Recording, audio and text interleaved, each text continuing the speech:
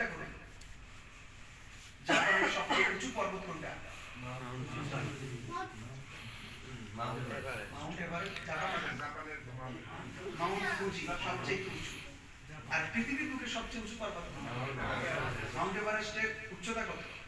8000 metre. তার মানে কত কিলোমিটার? 8 কিলোমিটার কম বেশি।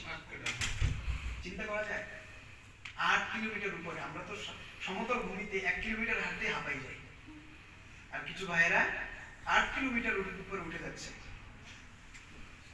উপরে ওঠা কিন্তু কঠিন, সমতল ভূমিতে চলার চেয়ে উপরে ওঠা কঠিন, কারণ মধ্যে করে শুকিয়ে নিচের দিকে টানে, সেই জায়গায় মানুষ উপরে উঠে যাচ্ছে।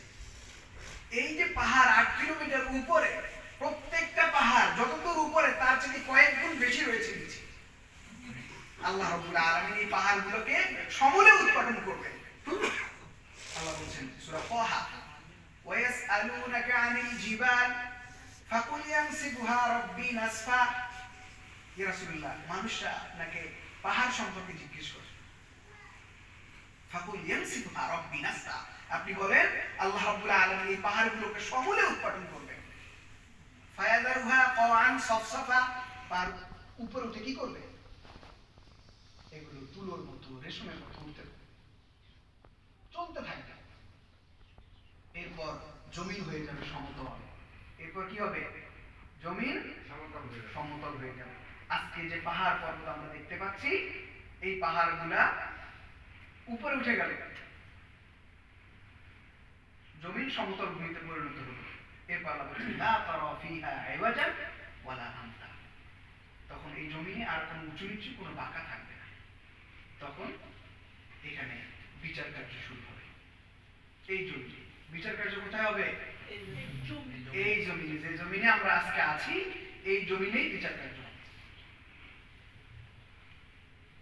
সম্মানিত ভাইরা, আল্লাহ রাব্বুল আলামিন বলেছেন ইযা সামাউ ফাতারাত, যখন আসমানকে ফাটিয়ে দেয়া হবে, ওয়া ইযাল কাওয়াকিবু ইনতাসারাত ওয়া ইযাল বিহারু ফুজ্জিরাত। আজকে যে সাগর আমরা দেখতে পাচ্ছি, সাগরে পৃথিবীর কত ভাগ পানি? 3 ভাগই সাগর, পানি আর পানি।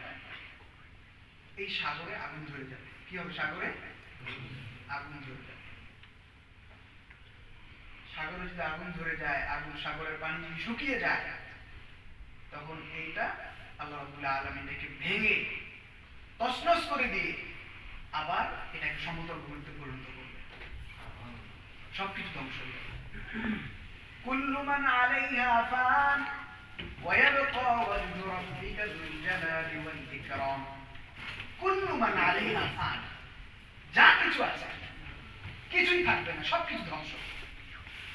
যা কিছু আছে পৃথিবীর বুকে, কি আছে? শুধু পৃথিবী নয়, পৃথিবীর বাইরে বিশ্ব ব্রহ্মাণ্ডে মহাশূন্যে যা কিছু আছে সবকিছু ধ্বংস হয়ে যাবে।